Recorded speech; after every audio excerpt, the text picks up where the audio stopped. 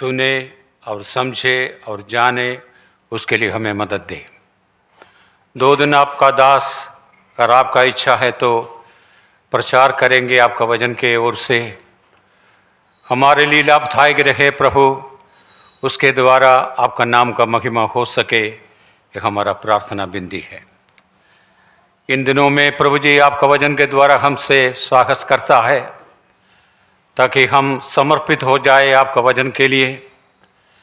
जो वचन हमें क्या बातें हमें सिखाता है, उस बातों को जानते हुए हमारा कदम को हम आपकी इच्छा के आधार पर आगे बढ़ा सके, उसके लिए हमें मदद दीजिए, हमारा प्रार्थना बिंदी है।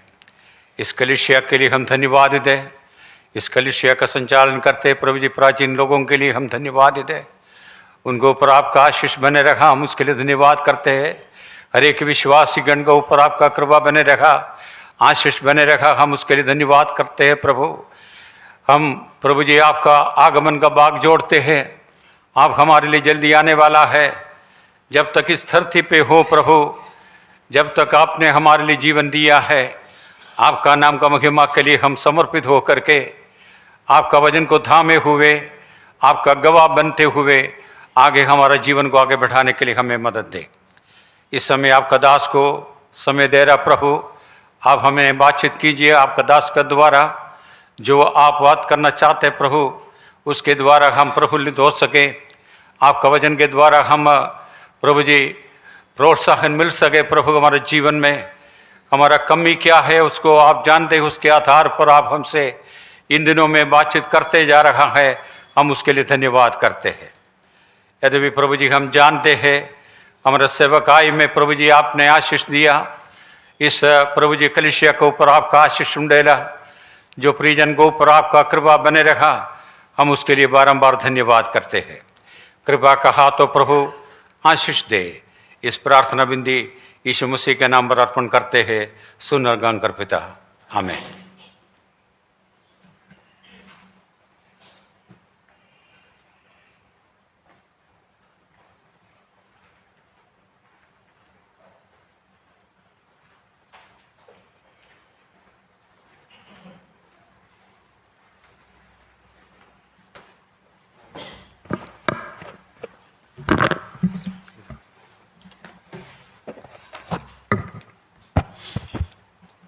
ദൈവനാമത്തിന് മഹത്വം അർപ്പിക്കുന്നു.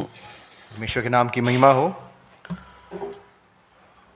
ഈ ദിവസങ്ങളിൽ ഈ പ്രദേശത്ത് ചുരുക്കം ചില ദിവസങ്ങൾ ആയിരിക്കാനായിട്ട് ദൈവം തന്ന സന്ദർഭത്തിനായിട്ട് സന്തോഷത്തോടെ സ്തോത്രം ചെയ്യുകയാണ്.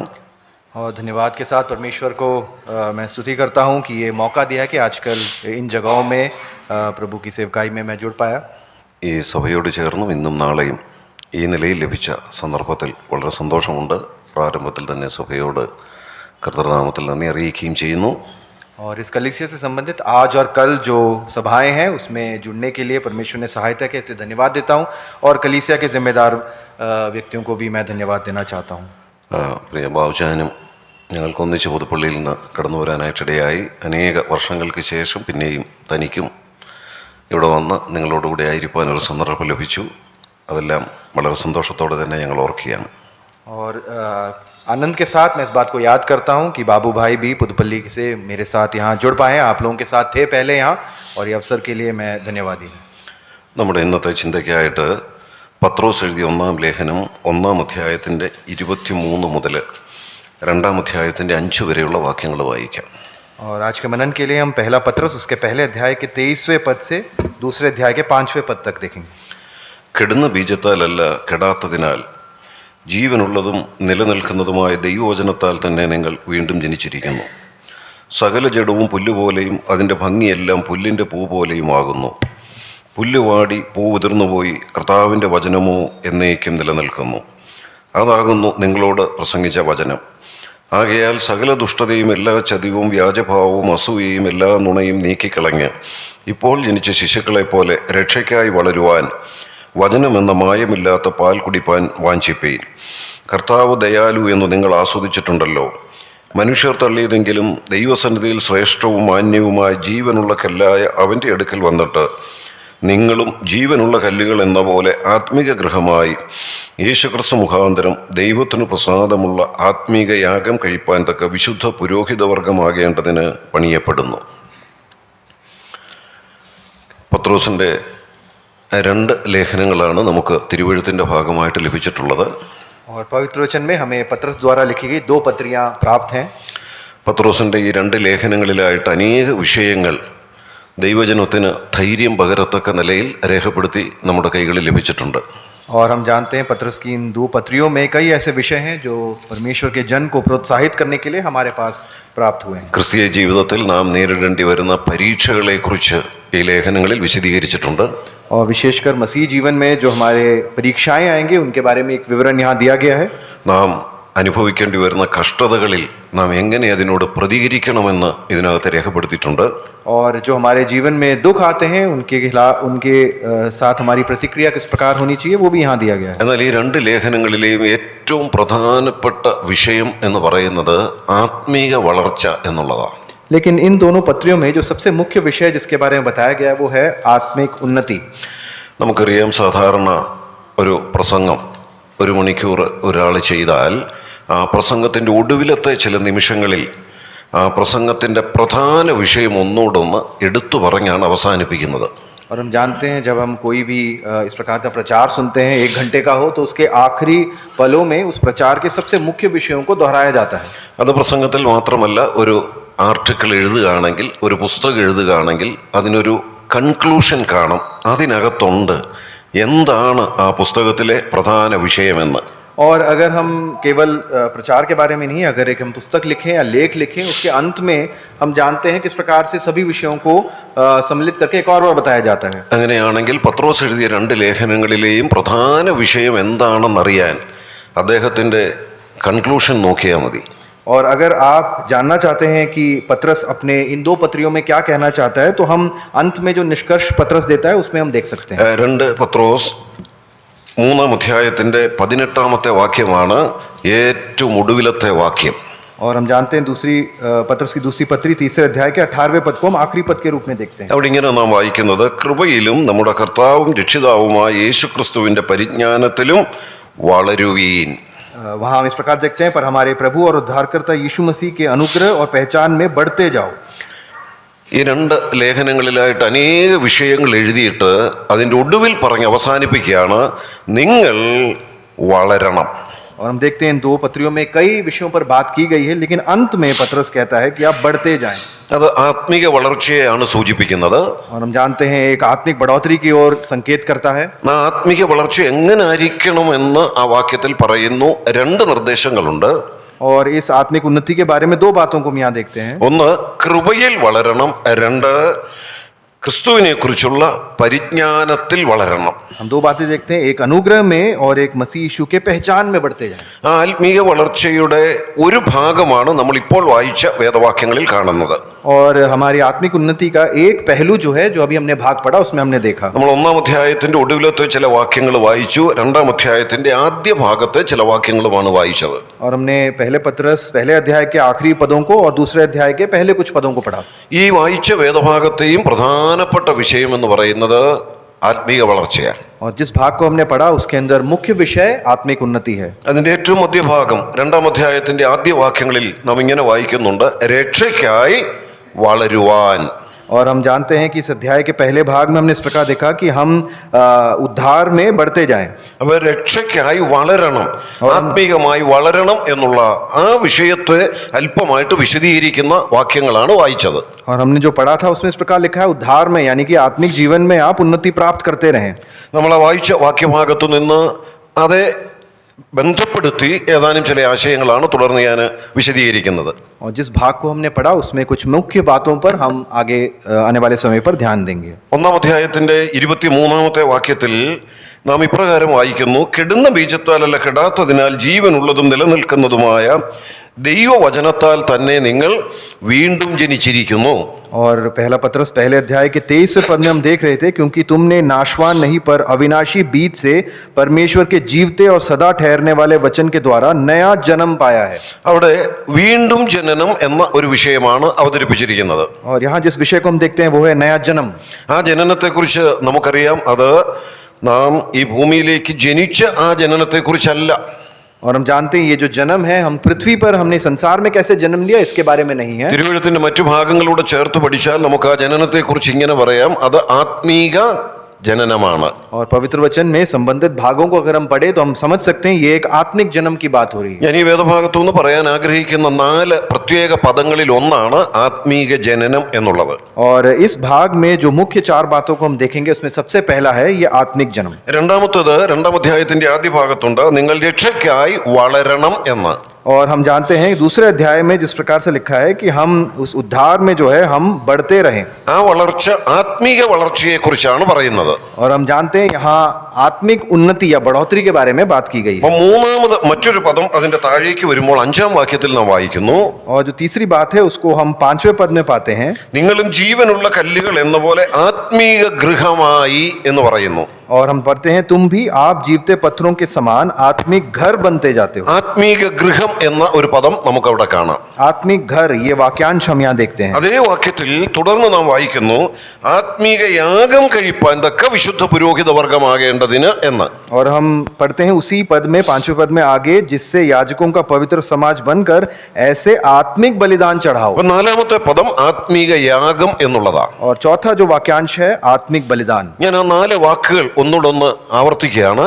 और मैं इन 4 वाक्यांशों को एक और बार बताना चाहूंगा. ആത്മീക ജനനം അതാണ് ഒന്നാമത്തേത്. और सबसे पहले आत्मिक जन्म, അടുത്ത് ആത്മീക വളർച്ച എന്നുള്ളതാണ്. और दूसरी बात आत्मिक बढ़ोतरी, മൂന്നാമത്തേത് ആത്മീക ഗൃഹം എന്നുള്ളതാണ്.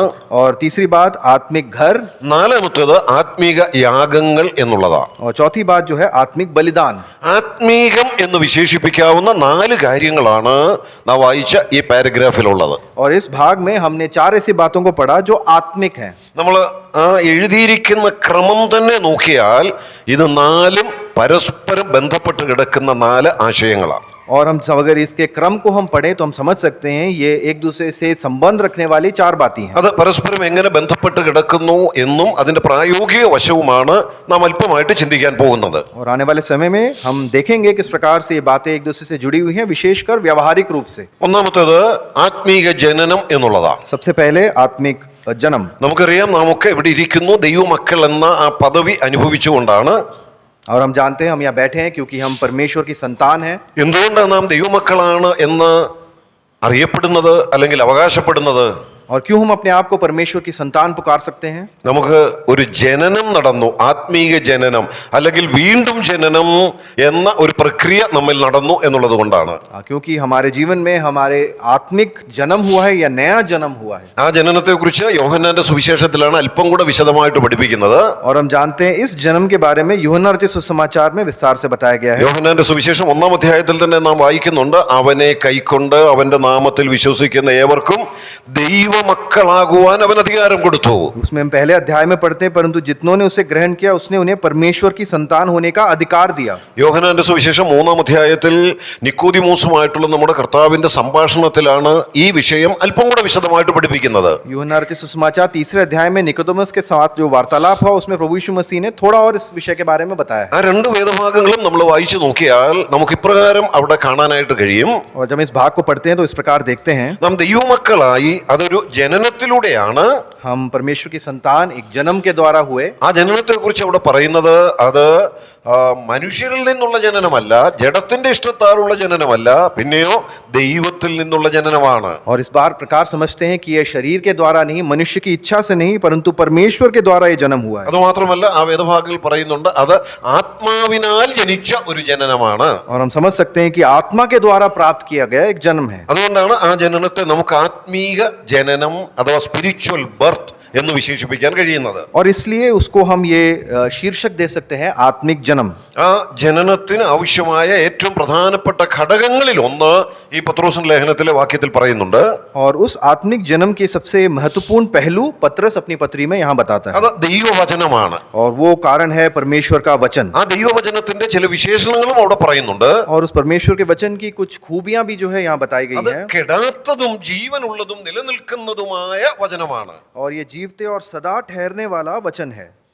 ബാക്കി എല്ലാം മാറിപ്പോകും, ആ വേദഭാഗത്ത് പറയുന്നുണ്ട്. और वहाँ वचन में बताता है कि सब कुछ मिट जाएगा, പുല്ലുവാടും പൂ ഉതിർന്നു പോകും, എന്നാൽ കർത്താവിന്റെ വചനമോ എന്നേക്കും നിലനിൽക്കുന്നു. घास सूख जाएगी, फूल झड़ जाएगा, लेकिन परमेश्वर का वचन जो है वो सदा के लिए है। ഒരു മാറ്റവുമില്ലാതെ വാടിപ്പോകാതെ ഉതിർന്നു പോകാതെ എന്നേക്കും നിൽക്കുന്ന ദൈവവചനത്താലാണ് നാം വീണ്ടും ജനിച്ചത്. और ना बदलने वाला, ना सूखने वाला, ना झड़ने वाला है, उस सदा रहने वाले परमेश्वर के वचन के द्वारा हमारा नया जन्म हुआ। അങ്ങനെ നാം ഇന്ന് ദൈവമക്കളാണ്. और इसलिए आज हम परमेश्वर की संतान है। ഈ മക്കൾ എന്നുള്ള പദവി പൊതുവെ രണ്ട് നിലകളിൽ ലഭിക്കുന്നത് നമുക്ക് പുറത്ത് ലോകത്തിൽ വീക്ഷിച്ചാൽ കാണാൻ കഴിയും. और हम जानते हैं कि संतान होने का अधिकार इस सांसारिक रूप से दो स्तरों पर हम देख सकते हैं। ഒന്ന് ജനനത്തിലൂടെ മക്കൾ എന്നുള്ള പദവി ലഭിക്കും. पहला, हमें जन्म के द्वारा संतान होने का अधिकार मिलता है। എന്നാൽ നമുക്കറിയാം ചില കപ്പിൾസ് അവർക്ക് മക്കളില്ലെങ്കിൽ ചില ലീഗൽ പ്രൊസീജിയേഴ്സ് ഒക്കെ ഉണ്ട്. അതെല്ലാം പൂർത്തീകരിച്ച് ദത്തെടുത്ത് ചിലരെ മക്കളാക്കും. हम जानते हैं कुछ जोड़ियों के जिनके संतान नहीं होती है, वो कुछ कानूनी कार्यवाहियां करके गोद लेने का, ये लेपालक रूप से वो संतान को ले सकते ഈ हैं। രണ്ട് ജനനങ്ങളും വ്യത്യസ്തമാണ്, വ്യത്യസ്ത നിലകളിലാണ് ആ മക്കൾ എന്നുള്ള പദവിക്ക് അർഹരായിത്തീരുന്നത്. और हम जानते हैं संतान बनने का अधिकार इन दोनों बातों में अलग अलग प्रकार से हमें प्राप्त എന്നാൽ होता है। നമ്മെ സംബന്ധിച്ച് നാം ദൈവമക്കളെന്ന് അവകാശപ്പെടുമ്പോൾ ഇതിൽ ഏത് നിലയിലാണ് മക്കളായി തീർന്നത്? अगर आज हम परमेश्वर की संतान हैं तो हम किस तरह इस प्रकार इस अधिकार को पाए हैं? നമ്മൾ ഗലാത്യ ലേഖനവും എഫേസ്യ ലേഖനവും ഒക്കെ പഠിച്ചാൽ ദത്തെടുക്കപ്പെട്ടവരാണെന്നും അവിടെ പറയുന്നുണ്ട്. हम जब गलातियों की पत्री, एफिसियों की पत्री को पढ़ते हैं तो हम समझ सकते हैं कि हम इस लेपालकपन में हमने प्रवेश किया है। നമ്മെ ദത്തെടുത്തു മക്കളാക്കി, അതുകൊണ്ട് ദൈവത്തെ പിതാവേ, അബ്ബ പിതാവേ എന്ന് വിളിക്കാനുള്ള അവകാശവും പദവിയും നമുക്ക് നൽകപ്പെട്ടിട്ടുണ്ട്. क्योंकि हम लेपालक पुत्र पुत्री के समान ग्रहण किए गए हैं, इसलिए आज हम परमेश्वर को अब्बा पिता कहकर पुकारने का अधिकार हमें प्राप्त हुआ है। ഈ വേദഭാഗം പറയുന്നു നമ്മൾ ജനിച്ച മക്കളാണ്. और इस भाग में हम देखते हैं कि हमने जन्म लिया है। അപ്പൊ നമ്മൾ എങ്ങനെയാ ദൈവമക്കളായത്? तो हम कैसे परमेश्वर के संतान ഈ बने? രണ്ട് നിലകളിലും നമുക്ക് ദൈവമക്കൾ എന്നുള്ള പദവിയുണ്ട്. और इन दोनों तरीकों से हम परमेश्वर के संतान बने। നാം ദൈവത്തിൽ നിന്ന് ജനിച്ച ദൈവമക്കളായി തീർന്നവരാണ്. और परमेश्वर के द्वारा जन्म पाए गए परमेश्वर के संतान हैं। നാം ദത്തെടുക്കപ്പെട്ടവരുമാണ്, അതുകൊണ്ട് നിയമപ്രകാരം നാം മക്കൾ തന്നെയാണ്. और लेकिन हम लेपालक रूप से भी पुत्र पुत्री बने हैं, इसलिए व्यवस्था के अनुसार हम परमेश्वर के संतान ഈ हैं। രണ്ട് പദവികൾക്കും അല്പ വ്യത്യാസങ്ങളുണ്ട്. और इन दोनों पदवियों में हम समझ सकते हैं फर्क है। ജനിച്ച മക്കൾക്കുള്ള ചില പ്രത്യേകതകൾ നമ്മൾ ശ്രദ്ധിച്ചാൽ അറിയാം. हम जानते हैं जिन्होंने जन्म लिया है उनकी कुछ विशेषताएं होती है। അവരെ ജനിപ്പിച്ച മാതാപിതാക്കളുടെ ചില സ്വഭാവങ്ങൾ അവർക്ക് കിട്ടും. हम जानते हैं कि जिन माता पिता ने उनको जन्म दिया है उनकी कुछ विशेषताएं उनको भी मिलती हैं। അവരുടെ സ്വഭാവം മാത്രമല്ല, ചിലപ്പോൾ അവർക്കുള്ള ചില കഴിവുകൾ കിട്ടിയെന്ന് വരാം. और ना केवल स्वभाव बल्कि अंदर हमारे जो ताकतें हैं वो भी आती हैं। അത് അവരുടെ മാതാപിതാക്കളുടെ ആകട്ടെ ഗ്രാൻഡ് പേരൻസിന്റെ ആകട്ടെ അവരിലൊക്കെ ഉള്ള ചില പ്രത്യേക കഴിവുകൾ ട്രഡീഷണലി പകർന്നു കിട്ടും ഈ അടുത്ത തലമുറയ്ക്ക്. और हम जानते हैं माता पिता उनके पहले की भी पीढ़ी की कुछ क्षमताएं जो हैं वो पीढ़ी दर पीढ़ी जो है प्राप्त होती जाती है। നാം ദൈവത്തിൽ നിന്ന് ജനിച്ച മക്കളാണ് എന്നുള്ളത് കൊണ്ട് നമുക്ക് കിട്ടിയ ചില പ്രത്യേകതകളുണ്ട്. क्योंकि हमने परमेश्वर के द्वारा जन्म पाया है, इसलिए हमारे अंदर भी वो विशेषताएं हैं। നാം വചനത്തിൽ നാം വായിക്കുന്ന ഒരു പ്രത്യേക ആശയം ഇങ്ങനെയുണ്ട്: നാം അവന്റെ ദിവ്യ സ്വഭാവത്തിന് കൂട്ടാളികളാണ്. और हम वचन में जिस प्रकार से पढ़ते हैं कि परमेश्वर के स्वभाव के हम हिस्सेदार बने हैं। അതെങ്ങനെ നമുക്ക് കിട്ടിയത്? ദൈവത്തിന്റെ ചില പ്രത്യേക സ്വഭാവങ്ങൾ, ആ ദിവ്യ സ്വഭാവങ്ങൾ നമ്മിലേക്ക് പകർന്ന് ലഭിച്ചിരിക്കുകയാണ്. क्योंकि हमें परमेश्वर के स्वभाव की कुछ विशेषताएं हमारे जीवन में भी प्राप्त हुई हैं। അതെന്തുകൊണ്ടാണ് നമുക്ക് ലഭിച്ചത്? वो किस प्रकार प्राप्त हुई? ആ സ്വഭാവങ്ങളുള്ള ദൈവത്തിൽ നിന്ന് ജനിച്ചത് കൊണ്ട് ലഭിച്ച ചില പ്രത്യേകതകളാണ്. क्योंकि हमने उस परमेश्वर से जन्म लिया है, इस परमेश्वर की स्वभाव विशेषताएं हमें भी प्राप्त നമുക്കറിയാം हुई। ദൈവത്തിന് ദൈവത്തിൻ്റെതായ ചില സ്വഭാവ പ്രത്യേകതകളുണ്ട്. हम जानते हैं परमेश्वर की कुछ स्वभाव विशेषताएं हैं। അതിൽ ചില പ്രത്യേകതകൾ ദൈവത്തിന് മാത്രമുള്ളതാ, അത് ആർക്കും പകർന്നു കൊടുക്കുന്ന പ്രത്യേകതകളല്ല. हम जानते हैं कुछ विशेषताएं केवल परमेश्वर के हैं, वो और किसी के वो बांटा नहीं जा सकता। എന്നാൽ ദൈവത്തിലുള്ള ചില സ്വഭാവ പ്രത്യേകതകൾ അത് മറ്റുള്ളവരിലേക്ക് പകരപ്പെടുന്നതാണ്. लेकिन परमेश्वर की कुछ स्वभाव विशेषताएं हैं जो दूसरों के साथ बांटी जा सकती हैं। നമ്മളോട് പറയുന്നുണ്ട് ക്രിസ്തു ദൈവം എങ്ങനെ സഭയെ സ്നേഹിച്ചോ അതുപോലെയാണ് നമ്മളും തമ്മിൽ തമ്മിൽ സ്നേഹിക്കേണ്ടത്. बताया गया है जिस प्रकार मसीह ने अपने कलीसिया से प्रेम रखा है वैसे ही हम एक दूसरे से प्रेम रखें। വിശുദ്ധിയെ കുറിച്ച് പറയുമ്പോൾ പറയുന്നു ഞാൻ വിശുദ്ധനായിരിക്കയാൽ നിങ്ങളും വിശുദ്ധരായിരിപ്പീൻ. पवित्रता के बारे में इस प्रकार लिखा है जैसा मैं पवित्र हूं वैसे ही तुम भी पवित्र बनो। ഇതൊക്കെ പകരപ്പെട്ട് കിട്ടിയ ചില സ്വഭാവ പ്രത്യേകതകളാണ്. और ये हमें जो स्वभाव विशेषताएं हैं परमेश्वर से मिली हैं, അതിന്റെ കാരണം നമ്മൾ ദൈവത്തിൽ ജനിച്ചവരാ. क्योंकि हम परमेश्वर के द्वारा जन्म पाए हैं। എന്നാൽ അഡോപ്ഷൻ ദത്തെടുക്കപ്പെട്ട മക്കൾക്ക് ഉള്ള ചില അവകാശങ്ങളുണ്ട്. लेकिन लेपालक जो संतान है उनके पास भी कुछ अधिकार होते हैं। അവർക്ക് ഒരുപക്ഷെ അവരെ വളർത്തുന്ന മാതാപിതാക്കളുടെ കഴിവുകൾ അതുപോലെ ലഭിച്ചെന്ന് വരത്തില്ല. हो सकता है उनको अपने माता पिता की क्षमताएं प्राप्त ना हो, എന്നാൽ നിയമപ്രകാരം എല്ലാ നടപടികളും പൂർത്തീകരിച്ചിട്ടുണ്ടെങ്കിൽ लेकिन अगर नियम के अनुसार सभी कार्यवाहियां पूरी की गई हैं, ആ പേരൻസിനുള്ള സകലത്തിന്റെയും അവകാശികളാണ് ഈ മക്കൾ. उन माता पिता के सभी बातों के वारिस ये संतान बन എന്താ जाते നാം हैं। ദൈവവചനത്തിൽ വായിക്കുന്നത്? हम परमेश्वर के वचन में क्या पढ़ते हैं? നാം ക്രിസ്തുവിനോടുകൂടെ കൂട്ടവകാശികളാണ്. और हम प्रभु यीशु मसीह में उस मीरास के अधिकारी हैं। സ്വർഗത്തിൽ എന്തൊക്കെയുണ്ടോ അതിന്റെ അവകാശം നമുക്കുണ്ട്. और स्वर्ग में जो कुछ है उसमें हम भी हकदार है उस मीरास। നിയമപ്രകാരം അതിന്റെ അവകാശികളാണ് നാം. हम कानूनन या नियम के अनुसार उसमें हिस्सेदार हैं। അതുകൊണ്ടാണ് നാം എഫേസ്യ ലേഖനത്തിൽ ഇങ്ങനെ വായിക്കുന്നത്, और इसलिए इफिसियों की पत्री में इस प्रकार हम पढ़ते हैं, സ്വർഗത്തിലെ സകല ആത്മീയ അനുഗ്രഹങ്ങളാലും നമ്മെ അനുഗ്രഹിച്ചിരിക്കുന്നു. और हम इस प्रकार पढ़ते हैं कि आत्मिक स्थानों में जो सभी आशीष हैं उसके हम हिस्सेदार हैं। ഇവിടെ ഈ വേദഭാഗത്ത് ജനിച്ചു മക്കളായി തീർന്ന കാര്യമാണ് പറയുന്നത്. और इस भाग में हम देखते हैं कि हम जन्म पाए हुए संतान हैं। ആ ജനനത്തിന് ഉപയോഗിക്കപ്പെട്ട ഘടകം നിലനിൽക്കുന്ന മാറിപ്പോകാത്ത ദൈവത്തിന്റെ വചനമാണ്. और हम जानते हैं इस जन्म का आधार जो है कभी ना सूखने वाला मिटने वाला परमेश्वर का वचन है। ഞാൻ രണ്ടാമത്തെ പദത്തിലേക്ക് വരാം. और हम दूसरे वाक्यांश की ओर आएंगे। ഈ ആത്മീയ ജനനത്തെ കുറിച്ച് പറഞ്ഞിട്ട് അടുത്ത് രണ്ടാം അധ്യായം തുടങ്ങുമ്പോൾ പറയുകയാണ് നിങ്ങൾ ആത്മീയമായി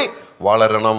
और इस आत्मिक जन्म के बारे में बात कर कर आगे पत्रस बोलता है कि आप उद्धार में बढ़ते जाएं। അപ്പൊ അത് രണ്ടും എഴുതിയിരിക്കുന്ന ആ ഘടന നമ്മളൊന്ന് പഠിച്ചു നോക്കിയാൽ और इस भाग को जब हम विशेष रूप से ध्यान देकर पढ़ते हैं, എന്തുകൊണ്ട് നാം ആത്മീയമായി വളരണം? क्यों हम आत्मिक रूप से बढ़ोतरी या उन्नति पाएं? ആത്മീയമായി ജനിച്ചതുകൊണ്ട് ആത്മീയമായി വളരണം. आत्मिक जन्म पाने के कारण आत्मिक उन्नति हमारे जीवन में होनी चाहिए। നമുക്കറിയാം ജീവൻ ഉള്ളതിനെ വളർച്ചയുള്ളൂ. हम जानते हैं जिस बात में जीवन है उसी में उन्नति है। ജീവനില്ലാത്ത ഒരു വസ്തു നാം ഈ മേശപ്പുറത്ത് എത്ര നാളുകൾ വെച്ചാലും അതിന് ഒരു വളർച്ച ഉണ്ടാകത്തില്ല. अगर एक वस्तु जिसमें जीवन नहीं है इस मेज पर रख दें तो कितना भी समय बीत जाए उसमें कोई बढ़ोतरी नहीं होगी। എന്നാൽ ഇന്ന് നാം കാണുന്ന 2 വയസ്സുള്ള ഒരു കുഞ്ഞിനെ ഒരു 4-5 വയസ്സ് കഴിഞ്ഞ് നോക്കിയാൽ അങ്ങനെയല്ല അതിനെ കാണാൻ പറ്റുന്നത്. അതിന് കാലത്തിനനുസരിച്ചുള്ള വളർച്ച ഉണ്ടാകുന്നുണ്ട്. और हम जानते हैं आज हम एक 2 या 3 साल के बच्चे को आगे समय में 4 या 5 साल में देखें तो वैसा नहीं रहेगा, उसमें बढ़ोतरी आएगी। എന്തുകൊണ്ടാണ് വളരുന്നത്? क्यों वो बड़ा होता അതിന്റെ है? ഉള്ളിൽ ജീവനുണ്ട്. क्योंकि उसके अंदर जीवन है। എന്തുകൊണ്ട് അതിന്റെ ഉള്ളിൽ ജീവൻ കിട്ടി? उसके अंदर जीवन कैसे आया? അത് ജനിച്ചതാ. क्योंकि उसने जन्म लिया है। ഇത് തന്നെ ആത്മീയ ജീവിതത്തിൽ നാം ശ്രദ്ധിക്കേണ്ടത്. और आत्मिक जीवन में भी हमें इसी बात पर ध्यान देना है। എന്തുകൊണ്ട് വചനം നമ്മുടെ ആത്മീയമായി വളരണമെന്ന് പറയുന്നത്? क्यों वचन हमें बोलता है कि हम आत्मिक रूप से बढ़ते നമ്മുടെ जाएं? ഉള്ളിൽ ആത്മീയ ജീവനുണ്ട്. क्योंकि हमारे अंदर आत्मिक जीवन है। ഏതാണ് ആ ജീവൻ? क्या है वो ആ जीवन? ജീവനെ കുറിച്ച് വചനത്തിൽ തന്നെ പറയുന്ന 2 വിശേഷണങ്ങൾ ഞാനൊന്ന് പറയാം. और उस जीवन के बारे में 2 विशेषताओं के बारे में നമ്മൾ पढ़ने पड़ते हैं। നിത്യജീവൻ എന്നാ പറയുന്നത്. हम जानते हैं अनंत जीवन। യോഹന്നാൻ 3:16 ആ വാക്യം വളരെ പ്രസിദ്ധമാണല്ലോ. और यूहन्ना 3:16 യോഹന്നാൻ 10-ാം അധ്യായത്തിൽ ആ ജീവനെ കുറിച്ച് പറയുന്നത് और यूहन्ना रचित सुसमाचार 10वें अध्याय में उस जीवन के बारे में बताया गया സമൃദ്ധിയായ ജീവൻ, ലൈഫ് ഇൻ അബൻഡൻസ് എന്ന് പറയുന്നത്. और एक बहुतायत का जीवन, ഇതാണ് നമുക്ക് ലഭിച്ച ജീവൻ. और यही जीवन हमें प्राप्त हुआ है। ഇത് രണ്ടും കൂടെ ചേർത്ത് നമുക്ക് ഇങ്ങനെ പറയാം, इन दोनों को जोड़कर इस प्रकार कह सकते हैं। അത് ദൈവിക ജീവനാ നമ്മുടെ ഉള്ളിൽ തന്നിരിക്കുന്നത്. और परमेश्वर का जीवन जो है वो हमारे अंदर दिया गया है। ആത്മീക ജീവനാ നമ്മുടെ ഉള്ളിൽ തന്നിരിക്കുന്നത്. आत्मिक जीवन जो है हमें दिया गया है। അങ്ങനെ ഒരു ജീവൻ നമ്മുടെ ഉള്ളിൽ ലഭിച്ചത് और ऐसा जीवन हमें प्राप्त हुआ നാം ആത്മീകമായി ജനിച്ചപ്പോഴാ. जब हम आत्मिक रूप से जन्म लिए। അതുകൊണ്ടാണ് നാം വളരേണ്ടത്. इसलिए हमें बढ़ना जरूरी है। എന്തുകൊണ്ട് ആത്മീകമായി വളരണമെന്ന് ഈ ദൈവദാസന്മാരൊക്കെ വചനത്തിൽ ആവർത്തിച്ച് രേഖപ്പെടുത്തിയിട്ടുള്ളത്? क्यों आत्मिक जीवन रूप से हमें बढ़ते जाना है ये परमेश्वर के दास बार बार बताते जाते हैं। പത്രോസ് എഴുതിയ 2 ലേഖനങ്ങളേ ഉള്ളൂ. पतरस ने 2 पत्रें ही लिखी हैं। എന്നാൽ പൗലോസ് എഴുതിയ അനേക ലേഖനങ്ങളുണ്ട്. पौलुस ने कई पत्रियां लिखी हैं, പൗലോസിന്റെ ലേഖനങ്ങളിലും ഇതേ വിഷയം എത്രയോ പ്രാവശ്യം ആവർത്തിച്ച് പറയുന്നുണ്ട്. कितनी बार इसी विषय पर पौलुस दोहराता है। എന്തുകൊണ്ട് വളരണം, എങ്ങനെ വളരണം, എവിടം വരെ വളരണം, വളരാൻ എന്തൊക്കെ വേണം, ഇതെല്ലാം പൗലോസ് വിശദീകരിച്ചിട്ടുണ്ട്. और हम जानते हैं पौलुस इस प्रकार से पूछता है, क्यों हमें बताता है क्यों हमें बढ़ना है, कैसे बढ़ना है, क्या क्या चीजों की जरूरत है। നമുക്കറിയാം ഇതുപോലുള്ള മീറ്റിങ്ങുകൾ ദൈവസഭ ക്രമീകരിക്കുന്നത് എന്തിനു വേണ്ടിയാ? हम जानते हैं इस प्रकार की सभाएं कलीसिया क्यों आयोजित करती हैं, കുടുംബം ദൈവവചനം ചിന്തിക്കുന്നതും പഠിക്കുന്നതും പ്രസംഗിക്കുന്നതും എന്തിനു വേണ്ടിയാ? और जब साथ में जुड़ते हैं क्यों परमेश्वर के वचन का प्रचार होता है, मनन करते അതിനു हैं, വേണ്ടിയാ. ताकि हम आत्मिक रूप से बढ़ते जाएं। ആത്മീയമായി വളരണമെങ്കിൽ ആത്മീയമായി ജനിച്ചവരായിരിക്കണം. अगर आत्मिक रूप से बढ़ना है तो आत्मिक रूप से जन्म पाना है। ഞാൻ അതിന്റെ ഒരു മറുവശം പറയാണ്. लेकिन एक दूसरा पहलू भी है, ആത്മീയമായി വളരുന്നില്ലെങ്കിൽ അതിന്റെ അർത്ഥം എന്താ? अगर आप आत्मिक रूप से नहीं बढ़ रहे हैं तो उसका क्या कारण हो सकता है? ജീവനില്ല എന്നുള്ളതാ. आपके अंदर वो जीवन नहीं है। ജീവനില്ലാത്തത് എന്തുകൊണ്ടാ? जीवन क्यों नहीं है? ആത്മീയമായി ജനിച്ചിട്ടില്ലാത്തത് കൊണ്ടാ. क्योंकि आत्मिक रूप से जन्म नहीं അപ്പൊ पाया। ആത്മീയമായി ജനിച്ചിട്ടുണ്ടെങ്കിൽ ഉറപ്പാണ് ആത്മീയമായി വളരും. अगर आत्मिक रूप से जन्म लिया है तो निश्चित है कि आत्मिक रूप से बढ़ते भी जाएंगे। നമ്മുടെയൊക്കെ ജീവിതത്തിലും ആത്മീയ വളർച്ച എത്രമാത്രം സംഭവിക്കുന്നു എന്ന് പരിശോധിക്കുന്നത് നല്ലതാ. हमें ये परखना होगा कि हमारे जीवन में कितनी आत्मिक उन्नति है। രക്ഷിക്കപ്പെട്ടു 10 വർഷമായി 15 വർഷമായി 30 വർഷമായി, പക്ഷെ ഇപ്പോഴും ഒരു വളർച്ചയും ഇല്ലെങ്കിൽ അതിന്റെ അർത്ഥം എന്താ? उद्धार पाए हुए 10, 15, 20 साल बीत चुके हैं लेकिन अभी भी आत्मिक उन्नति नहीं है, तो क्या कारण हो सकता है? ആത്മീയമായി ജനിച്ചെന്നൊക്കെ പറയുന്നേ ഉള്ളൂ, ശരിക്കൊരു ജനനം നടന്നിട്ടുണ്ടോ എന്ന് സംശയിക്കണം. आत्मिक रूप से हम कह सकते हैं कि जन्म पाया है, लेकिन क्या सच में ये हुआ है, ये सवाल पूछना पड़ेगा। വളരുന്നില്ലെങ്കിൽ ജീവനില്ല. अगर बढ़ोतरी नहीं है तो जीवन नहीं है। അപ്പൊ ജീവൻ ഉണ്ടെങ്കിൽ അത് വളരണം. जीवन है तो उन्नति होगी। നമ്മളൊക്കെ ദൈവമക്കളാണ്, ദൈവത്തിൽ ജനിച്ചവരാണ്. ഈ വേദഭാഗത്തിന്റെ ഭാഷയിൽ പറഞ്ഞ വീണ്ടും ജനിച്ചവരാണ്. അതുകൊണ്ട് നമ്മിൽ ദൈവിക ജീവനുണ്ട്. അതുകൊണ്ടാണ് നാം ആത്മീയമായി വളരുന്നത്, വളരേണ്ടുന്നത്. हम परमेश्वर के संतान हैं, हमने जन्म पाया है, नया जन्म पाया है, परमेश्वर का जीवन हमारे अंदर है, इसलिए आत्मिक उन्नति होना जरूरी है। ഇതിനൊരു മറുവശം കൂടെ നമുക്കിങ്ങനെ കാണാം. और एक और दूसरा पहलू देख सकते हैं, ജനിച്ചു, പക്ഷേ ശരിയായ ഒരു വളർച്ച ലഭിക്കുന്നില്ല. आपने जन्म पाया है लेकिन एक सही रूप से उन्नति नहीं पा रहे हैं। വളരുന്നുണ്ട്, बढ़ रहे हैं പക്ഷെ കാലത്തിനനുസരിച്ചുള്ള വളർച്ച കിട്ടുന്നില്ല. लेकिन समय के अनुसार आप नहीं बढ़ रहे हैं। എബ്രായ ലേഖനത്തിൽ പറയുന്നുണ്ടല്ലോ അങ്ങനെ തന്നെ. और इब्रानियों के पत्री में एक उसकी तरफ बताया गया है। നോക്കിയാൽ നിങ്ങൾ ഇപ്പൊ ആരായിട്ടിരിക്കേണ്ടതാ? ഉപദേഷ്ടാക്കന്മാരായിട്ടിരിക്കേണ്ടതാ. और अगर आप समय देखें, जितना समय बीत गया है, आपको प्रचारक या वचन का प्रचारक बनना है, ശിശുക്കളെ പോലെ പാലും കുടിച്ചോണ്ടിരിക്കുക. लेकिन अभी भी जो है बच्चों के समान है। എന്തുകൊണ്ട്? क्यों? എന്തുകൊണ്ട് കാലത്തിനനുസരിച്ചുള്ള വളർച്ച ലഭിക്കുന്നില്ല? क्यों समय के अनुसार जो है उन्नति नहीं प्राप्त कर रहे हैं? ഇതിന്റെ കാരണവും നമുക്ക് ഇവിടുന്ന് തന്നെ ചിന്തിക്കാം. और उसका कारण भी यहाँ हम देख सकते हैं। ആ വളർച്ചയ്ക്കൊരു പ്രത്യേക ഘടകം ആവശ്യമായിട്ടുണ്ട്. उस आत्मिक उन्नति के लिए एक बात जरूरी है, ശരിയായ വളർച്ചയ്ക്ക് നല്ല ഭക്ഷണം ലഭിക്കേണ്ടതുണ്ട്. और आत्मिक उन्नति प्राप्त करने के लिए सही भोजन प्राप्त करना जरूरी है। അത് ഏതാണ് ആ ഭക്ഷണം? क्या है वो भोजन? ആത്മീയ വളർച്ചയ്ക്ക് ദൈവം തന്ന ഭക്ഷണം ഏതാണ്? आत्मिक उन्नति के लिए परमेश्वर द्वारा दिया गया भोजन 2-ാം അധ്യായത്തിന്റെ ആദ്യ വാക്യങ്ങൾ പറയുന്നുണ്ട്. दूसरे अध्याय के कुछ पहले पदों में बताया गया है। വചനം എന്ന മായമില്ലാത്ത പാൽ കുടിപ്പാൻ വാഞ്ചിപ്പീൻ. और हम देखते हैं, नए जन्म हुए बच्चों के समान निर्मल आत्मिक दूध की लालसा करो। ആ വചനത്തിന്റെ ഒരു വിശേഷണം കൂടെ ഇവിടെ പറഞ്ഞിരിക്കുക. और उस वचन की एक और खूबी यहाँ बताई गई है। ഇതിന് മുകളിൽ വചനത്തിന്റെ ചില വിശേഷണങ്ങൾ പറഞ്ഞു. ऊपर हमने देखा वचन की विशेषताएं बताई गई थी। അത് കെടാത്തതാണ്, हम जानते हैं कि അത് वो ജീവനുള്ളതാണ്, जीवन അത് है, നിലനിൽക്കുന്നതാണ്. वो सदा के लिए है। ഇവിടെ നാലാമത് ഒരു പ്രത്യേകതയും കൂടെ പറയുകയാണ്. और चौथी एक बात यहाँ बताई അത് गई है, മായമില്ലാത്തതാണ്. और हम देखते हैं निर्मल है। അപ്പൊ മായമില്ലാത്ത ഫുഡ് അല്ലെ മായമില്ലാത്ത പാനീയം ഏതേ ഉള്ളൂ? और हम समझ सकते हैं ऐसी वैसा भोजन जिसमें अशुद्धता नहीं है, वो कौन सा भोजन है? അത് ദൈവവചനമേ ഉള്ളൂ. केवल परमेश्वर का वचन है। അതുകൊണ്ടാണ് ഇവിടെ പറയുന്നത്, इसलिए यहाँ कहा गया है, ശരിയായ ആത്മീയ വളർച്ചയ്ക്ക് ലഭിക്കേണ്ട ഭക്ഷണം ഏത് മാത്രമാണ്? और इसलिए सही आत्मिक उन्नति के लिए एकमात्र भोजन यही है, വചനം എന്ന മായമില്ലാത്ത പാൽ. और निर्मल आत्मिक दूध। ഈ വചനത്തിന്റെ പ്രധാന റിസൾട്ട്, ഫലം നാം ആദ്യം ചിന്തിച്ചു. और हमने सबसे पहले इस भोजन के उस परिणाम को देखा, ഈ വചനത്താലാണ് നാം വീണ്ടും ജനിച്ചത്. और इस वचन के द्वारा हमारा नया जन्म हुआ है। നമ്മെ ജനിപ്പിച്ച അതേ വചനം നമ്മെ വളർത്താനും ഇന്നുണ്ട്. जिस वचन के द्वारा हमने जन्म पाया है, उसी वचन के द्वारा उन्नति ही होगी, അതേ വചനത്താലാണ് നാം ആത്മീയമായും വളരേണ്ടത്. और उसी वचन के द्वारा हम आत्मिक रूप से बढ़ सकते हैं। ആ വചനത്തെ പറയുന്നു, ഞാൻ ജനിപ്പിച്ച വചനം ഇന്നും നിലനിൽക്കുന്നു.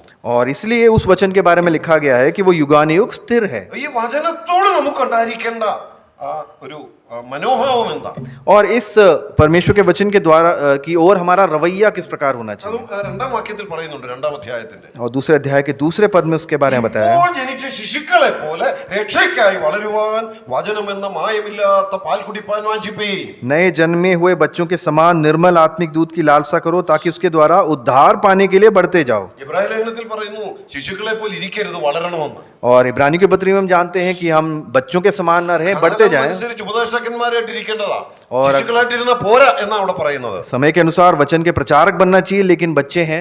എന്നാൽ ഇവിടെ ആത്മീയ വളർച്ചയെ കുറിച്ച് പറയുമ്പോൾ लेकिन यहाँ जब आत्मिक उन्नति की बात की गई है ശിശുക്കളെ പോലെ എന്ന് പറയുക. और इसलिए कहा गया है नए जन्मे बच्चों के समान बने। എന്ന് പറഞ്ഞാൽ നമ്മൾ ശിശുക്കളായിട്ടിരിക്കണമെന്നല്ല ഇവിടെ പറയുന്നത്. यहाँ इस प्रकार नहीं लिखा है कि हम नए जन्मे बच्चों के समान बने रहें। ശിശുക്കളെ പോലെ എന്ന് പറഞ്ഞാൽ उनके समान का अर्थ है ഈ ശിശുക്കൾക്ക് ദാഹിക്കുമ്പോൾ അവരെന്ത് ആഗ്രഹിക്കും. जब एक नए जन्मे बच्चे को प्यास लगती है तो वो क्या चाहता है। അവിടെ ആ ശിശു എന്നുള്ളത് മനസ്സിലാകാൻ വേണ്ടി പ്രത്യേകം ഒരു കാര്യം കൂടി എടുത്തു പറഞ്ഞിട്ടുണ്ട്. और इसलिए इस पद को समझने के लिए एक और बात यहाँ लिखी गई है। 5-8 വയസ്സ് പ്രായമായും ശിശു എന്നറിയപ്പെടുന്നവരെ കുറിച്ചല്ല ഇവിടെ പറയുന്നത്. यहाँ 5 या 8 साल के बच्चों के बारे में नहीं बताया गया है। ഇപ്പോൾ ജനിച്ച ശിശുക്കളെ പോലെ. यहाँ लिखा है नए जन्मे हुए बच्चों के എന്നാൽ എന്ന് പറഞ്ഞാൽ ജനിച്ചധികമായിട്ടില്ല. यानी जन्म हुए ज्यादा समय नहीं हुआ है। നമുക്ക് വേണം ഇങ്ങനെ പറയാം, ഒരു 1-2 വയസ്സിൽ താഴെയുള്ള ഒരു ശിശുവിനെ പോലെ, 1 या 2 साल के नीचे एक बच्चे के समान। എന്താ അവിടെ ആ ഒരു താരതമ്യം പറയുന്നത്? और यहाँ क्या बताते हैं हमें, അങ്ങനെ ഒരു ശിശുവിന് വിശക്കുമ്പോൾ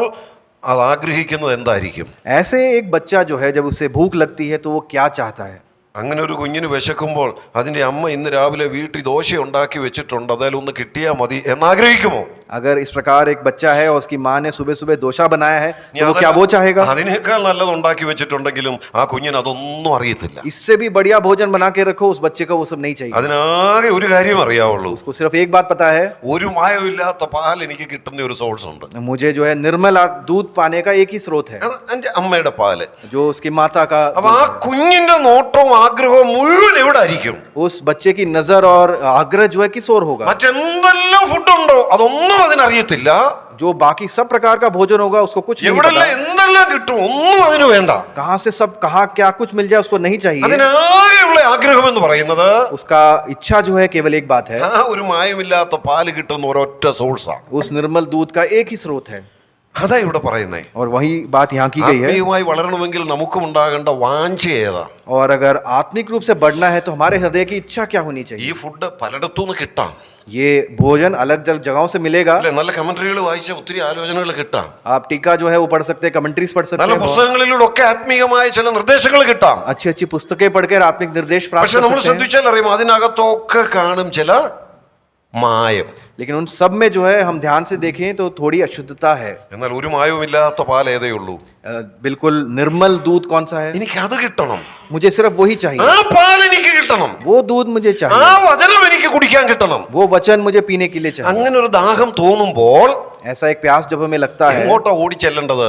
कहाँ हम पहुंचे, വചനത്തിന്റെ മുമ്പിലോട്ടാ ഓടിച്ചെല്ലേണ്ടത്. वचन के सामने दौड़कर पहुंचे, അവിടെയാണ് ശരിക്കും ആത്മീയമായി വളരുവാൻ കഴിയുന്നത്. और वहीं हम आत्मिक उन्नति प्राप्त कर सकते അതാണ് ആത്മീയ വളർച്ച. हैं। और यही आत्मिक रूप से बढ़ना है। അതുകൊണ്ടാണ് അവിടെ പറയുന്നത് ഇപ്പോൾ ജനിച്ച ശിശുക്കളെ പോലെ इसलिए यहाँ लिखा है नए जन्मे हुए बच्चों के समान, രക്ഷയ്ക്കായി വളരുവാൻ उद्धार पाने के लिए, बढ़ने के लिए, വചനം എന്ന മായമില്ലാത്ത പാൽ കുടിപ്പാൻ വാഞ്ചിപ്പീൻ. और निर्मल आत्मिक दूध की लालसा करो। ഈ ദൈവവചനത്തോട് നമുക്കുണ്ടായിരിക്കേണ്ട വാഞ്ചയാണ് അവിടെ പറയുന്നത്. और यहाँ उस परमेश्वर के वचन के लिए जो लालसा है उसके बारे में लिखा ഈ गया। ദൈവവചനത്തോട് നമുക്കുണ്ടായിരിക്കേണ്ട മനോഭാവം വെളിപ്പെടുത്തുന്ന അനേക വാക്യങ്ങൾ തിരുവെഴുത്തിലുണ്ട്. और परमेश्वर के वचन की ओर जो हमारा रवैया है उसका खुलासा करने वाले कई पद इस वचन में നമുക്ക് हैं। എല്ലാവർക്കും മനഃപ്പാഠം അറിയാവുന്നതാണ് 1-ാം സങ്കീർത്തനം. और हम जानते हैं भजन 1 जो है हम सबको कंठस्थ याद 1-ാം होगा। സങ്കീർത്തനത്തിൽ ഒരു വാക്യം ഇങ്ങനെ പറയുന്നുണ്ട്, യഹോവയുടെ ന്യായപ്രമാണത്തിൽ സന്തോഷിച്ച് അതിനെ രാപ്പകൽ ധ്യാനിക്കുന്നവൻ भाग्यवान। हम उसमें पढ़ते हैं कि जो यहोवा की व्यवस्था से प्रसन्न रहता है, उसकी व्यवस्था पर रात दिन ध्यान करता है, वो धन्य है। അവിടെ ദൈവവചനം ധ്യാനിക്കുന്നവനെന്ന് മാത്രമല്ല പറയുന്നത്, वहाँ केवल वचन पे मनन करने की बात नहीं की गई है, എങ്ങനെ ധ്യാനിക്കണമെന്നാ പറയുന്നത്? किस प्रकार ध्यान करने की बात की गई है? ന്യായപ്രമാണത്തിൽ സന്തോഷിച്ച് അതിനെ രാപ്പകൽ ധ്യാനിക്കുന്നവൻ. व्यवस्था में प्रसन्न रहते हुए रात दिन ध्यान करने वाला। അങ്ങനെ ധ്യാനിക്കുന്നവരുടെ അനുഭവം എന്താ? और इस प्रकार के व्यक्ति का अनुभव क्या होगा? അവിടെ അങ്ങനെയുള്ളവരെ കുറിച്ച് പറയുന്ന അവർ ഭാഗ്യവാനെന്നാ പറയുന്നത്. और यहाँ इस प्रकार लिखा है कि वो धन्य व्यक्ति है। എന്നിട്ട് അതിന്റെ അടുത്ത വാക്യങ്ങൾ പറയുകയാണ്, और आने वाले पदों में लिखा है അവൻ ചെയ്യുന്നതൊക്കെയും സാധിക്കും. आगे लिखा है कि जो कुछ वो करे वो सफल होता है, അവൻ എന്ത് ചെയ്താലും അത് സാധിക്കുമെന്ന്. वो जो कुछ भी करे उसमें वो सफल होगा. ആര് ചെയ്താലാ സാധിക്കുന്നേ? ऐसा किसके साथ हो सकता है? ദൈവവചനത്തിൽ സന്തോഷം കണ്ടെത്തുന്നവർ. जो परमेश्वर के वचन में आनंदित या प्रसन्न है. ഈ വചനം മാത്രമാണ് നിലനിൽക്കുന്നത്. केवल यही वचन युगानुयुग स्थिर है ഇത് മാത്രമാണ് മായമില്ലാത്തത്. और इस यही केवल निर्मल है. അപ്പൊ ഇതിനോട് ഇത് കുടിക്കാനുള്ള വാഞ്ച നമുക്കുണ്ടാകുക എന്നുള്ളതാണ് ആത്മീയ വളർച്ചയുടെ പ്രധാന ലക്ഷണം. और आत्मिक उन्नति के मुख्य लक्षण यही है कि इसके लिए हमारे जीवन में वचन के लिए लालसा हो. ശരിയായ ആത്മീയ വളർച്ച ഇല്ലെങ്കിൽ അതിന്റെ അർത്ഥം എന്താ? അപ്പോൾ अगर आत्मिक उन्नति सही प्रकार से नहीं है तो उसका अर्थ क्या है? ഞാൻ ഒന്ന് ഇങ്ങനെ പറഞ്ഞു, ആത്മീയമായി വളരുന്നില്ലെങ്കിൽ ആത്മീയ ജീവൻ ഉള്ളിലുണ്ടോ, ആത്മീയമായി ജനിച്ചിട്ടുണ്ടോ സംശയിക്കണം. एक बात मैंने पहले ही कहा, अगर आत्मिक रूप से उन्नति नहीं पा रहे हैं तो सवाल करना होगा कि आत्मिक जीवन है, आत्मिक रूप से जन्म पाया है. ആത്മീയമായി ജനിച്ചിട്ടുണ്ട്, ആത്മീയ ജീവനുണ്ട്, പക്ഷേ വളരുന്നുമുണ്ട്. ശരിയായി വളരുന്നില്ലെങ്കിൽ അതിന്റെ അർത്ഥം എന്താ?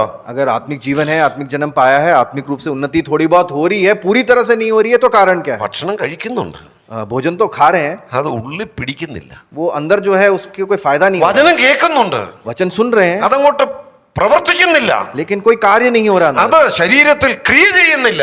और वो शरीर में जो है जुड़ नहीं रहा है. അതുകൊണ്ട് ഭക്ഷണം ശരിക്ക് ശരീരത്തിൽ പിടിക്കാത്തത് കൊണ്ട് നല്ലപോലെ വളരുന്നില്ല. और भोजन जो है शरीर में सही से समा नहीं रहा है, इसलिए उन्नति नहीं है. എന്തുകൊണ്ടാ കേൾക്കുന്ന വചനം പിടിക്കാതെ പോണത്? क्यों सुना हुआ वचन हमारे जीवन में नहीं जुड़ता? അതിന്റെ കാരണം അവിടെ പറയുന്നുണ്ട്. उसका कारण भी यहाँ बताया गया है. വേറെ എന്തൊക്കെയോ അകത്ത് കിടപ്പുണ്ട്. क्योंकि बहुत सारी चीजें हमारे अंदर पड़ी എന്തൊക്കെയാന്ന് हैं. അവിടെ പറയുന്നൊന്നും ഞാൻ വിശദീകരിക്കുന്നില്ല. क्या क्या है मैं बताना नहीं चाहता आगे, അതൊന്ന് വായിച്ചു മാത്രം ഒന്നുകൂടെ കേൾപ്പിക്കാം. सिर्फ पढ़ेंगे. ദുഷ്ടത, ചതിവ്, വ്യാജഭാവം, അസൂയ, നുണ, ഇങ്ങനെ ഒത്തിരി കാര്യങ്ങൾ അവിടെ കിടപ്പുണ്ട്. और वहाँ बहुत सारी अंदर चीजें पड़ी हुई हैं, जैसे बैर भाव, छल, कपट, डाह, निंदा. ഇതൊക്കെ വായിക്കുമ്പോൾ നമുക്ക് തോന്നും ഇത് ആരോടാ പറഞ്ഞിരിക്കുന്നേ? अगर ये सब पढ़े तो हम क्या सोचेंगे, किसको कह रहे हैं ഇതൊക്കെ पत्रस? വല്ല രക്ഷിക്കപ്പെടാത്തവരോടും പറയുന്ന കാര്യമായിരിക്കും. ये उन लोगों के लिए जिन्होंने उद्धार नहीं पाया. അവരുടെ ഉള്ളിലല്ലേ ഇതൊക്കെ ഉള്ളത്. जो उद्धार नहीं पाए उनके अंदर ये सब होता होगा. പക്ഷെ ഇത് അങ്ങനെയുള്ളവരോടല്ല പറഞ്ഞിരിക്കുന്നത്. लेकिन ये उस प्रकार के लोगों को नहीं कहा गया है. ഇത് ആരോടാ പറഞ്ഞിരിക്കുന്നത്? ये किसके लिए कहा गया है? ഇതിന്റെ തൊട്ട് മുകളിൽ പറയാ നിങ്ങൾ വീണ്ടും ജനിച്ചവരാണെന്ന്. इसके ठीक पहले जो है पत्रस कह रहा है जो नया जन्म पाए हुए लोग അപ്പൊ हैं. വീണ്ടും ജനിച്ചവരോടാ പറയുന്നത്. ये कहा जा रहा है नया जन्म पाए हुए लोगों को. ഇങ്ങനെ ചിലതൊക്കെ ഇപ്പോഴും കിടപ്പുണ്ട്. आपके अंदर ऐसी चीजें अभी भी है. അതുവല്ലും കിടപ്പുണ്ടെങ്കിൽ എത്ര വചനം കേട്ടാലും എത്ര പഠിച്ചാലും ശരിക്കും ആത്മീയമായി വളരുകയില്ല. ये सब चीजें जब तक आपके अंदर है, कितना भी वचन पढ़ लो और सुन लो, कोई फर्क नहीं पड़ता. അതുകൊണ്ട് ഇവിടെ എന്താ വാക്യം പറയുന്നത്? और इसलिए यहाँ क्या हम पढ़ते हैं, ഇങ്ങനെ എന്തെങ്കിലും ഉണ്ടെങ്കിൽ, अगर ऐसा कुछ है, ഇവിടെ ആ വാക്യം നമ്മൾ ശ്രദ്ധിച്ചാൽ ഇങ്ങനെ എന്തെങ്കിലും ഉണ്ടെങ്കിലും അല്ല അവിടെ പറയുന്നേ. अगर ऐसा नहीं लिखा है कि अगर ऐसा होगा आपके अंदर, ഉണ്ടെന്നുള്ള നിലയിൽ തന്നെ അവിടെ പറഞ്ഞിരിക്കുന്നത്. स्थापित कर रहे हैं कि ये सब है. ഒന്നാമത് ചെയ്യേണ്ടത് ആദ്യം അതെല്ലാം നീക്കിക്കളയണം. सबसे पहले आपको इन बातों को दूर करना है. പൗലോസിന്റെ ലേഖനങ്ങളുടെ ഭാഷയിൽ പറഞ്ഞാൽ अगर हम पौलुस की शैली में बात करें, പഴയതെല്ലാം ഉരിഞ്ഞു കളയണം, पुराना जो है सब छोड़ना है പുതിയത് ധരിക്കണം. और नया जो है पहनते അങ്ങനെ जाना है. നീക്കിക്കളയേണ്ടത് നീക്കിക്കളഞ്ഞ്, और जो जिसको चीज को हटाना है उसको जब हम हटाते हैं, ഉപേക്ഷിക്കേണ്ടത് ഉപേക്ഷിച്ച് കളഞ്ഞ്, जिन बातों को छोड़ना है उन्हें हम छोड़ते हैं. അങ്ങനെ വചനം പഠിക്കുമ്പോഴാണ് उस प्रकार जब हम वचन पढ़ते हैं, കേൾക്കുന്ന വചനം കൊണ്ട് പ്രയോജനം ഉണ്ടാകുന്നത്. सुने हुए वचन से हमारे जीवन में लाभ होता है. അത് ശരീരത്തിൽ ക്രിയ ചെയ്യുന്നത്. हमारे शरीर में वो कुछ क्रिया करेगा അതുകൊണ്ട് ശരിയായ ആത്മീയ വളർച്ച ഉണ്ടാകുന്നത്. और इस तरह आत्मिक उन्नति या बढ़ोतरी होगी. ഒന്ന്, ആത്മീയമായി ജനിച്ചവരാണ് നമ്മൾ. सबसे पहले आत्मिक रूप से जन्म पाए हैं, അതുകൊണ്ട് നാം ആത്മീയമായി വളരണം. इसलिए आत्मिक रूप से बढ़ते जाना है. ഇനി അടുത്ത മൂന്നാമത്തെ പദത്തിലേക്ക് ഞാൻ വേഗത്തിൽ വരികയാണ്. और तीसरे बिंदु पर हम आते हैं. ആത്മീയമായി വളരണമെങ്കിൽ നാം ശ്രദ്ധിക്കേണ്ട മറ്റൊരു കാര്യം. आत्मिक रूप से अगर बढ़ोतरी प्राप्त करनी है तो एक और बात पर ध्यान दें. ഒരു കാര്യം ഇവിടെ തന്നെ നമ്മൾ കണ്ടു. एक बात हमने यहीं देख लिया, ആത്മീയമായി വളരണമെങ്കിൽ മായമില്ലാത്ത പാല് കുടിക്കണം. अगर आत्मिक रूप से बढ़ोतरी पानी है तो निर्मल आत्मिक दूध पीना है. അത് മാത്രം പോരാ, केवल यही नहीं, ശരിയായ ആത്മീയ വളർച്ച പ്രാപിക്കണമെങ്കിൽ अगर असली आत्मिक उन्नति प्राप्त करनी है, നിങ്ങൾ എവിടെ കാണണം?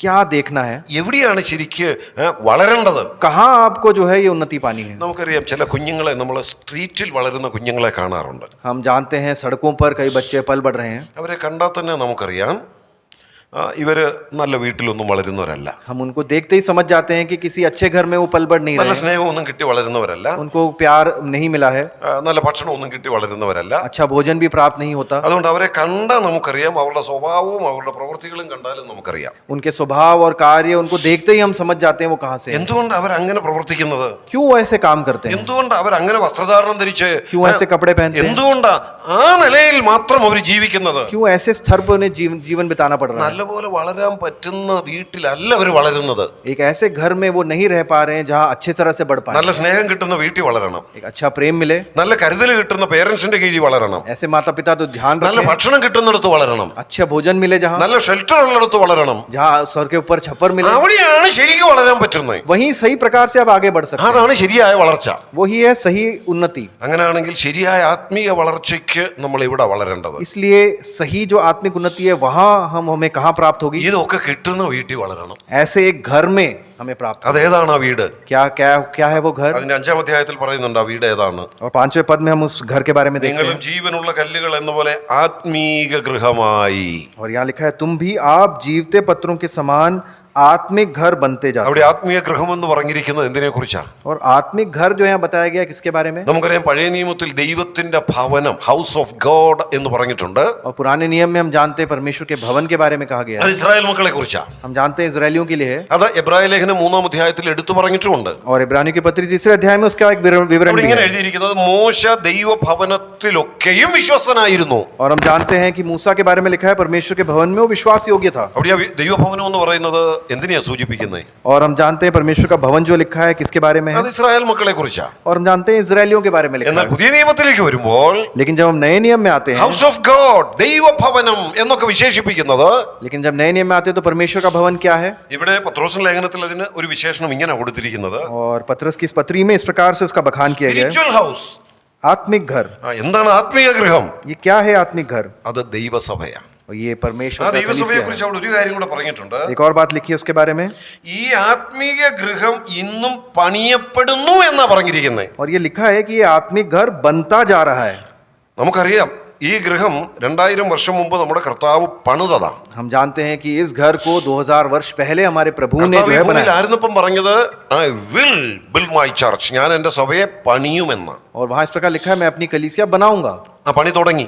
वो काम शुरू हुआ പെന്തക്കോസ്ത് നാളിൽ തുടങ്ങി. और पेंतिकोस्त के दिन वो शुरू हुआ. അപ്പോസ്തല പ്രവൃത്തിയിൽ 2-ാം അധ്യായത്തിൽ ആ ചരിത്രം പറയുന്നുണ്ട്. और प्रेरितों के काम 2 अध्याय में उस इतिहास को देखते हैं. 2000-ഓളം വർഷങ്ങൾ കഴിഞ്ഞു. 2000 वर्ष बीत गए हैं. ഇന്നും ആ പണി തുടരുക.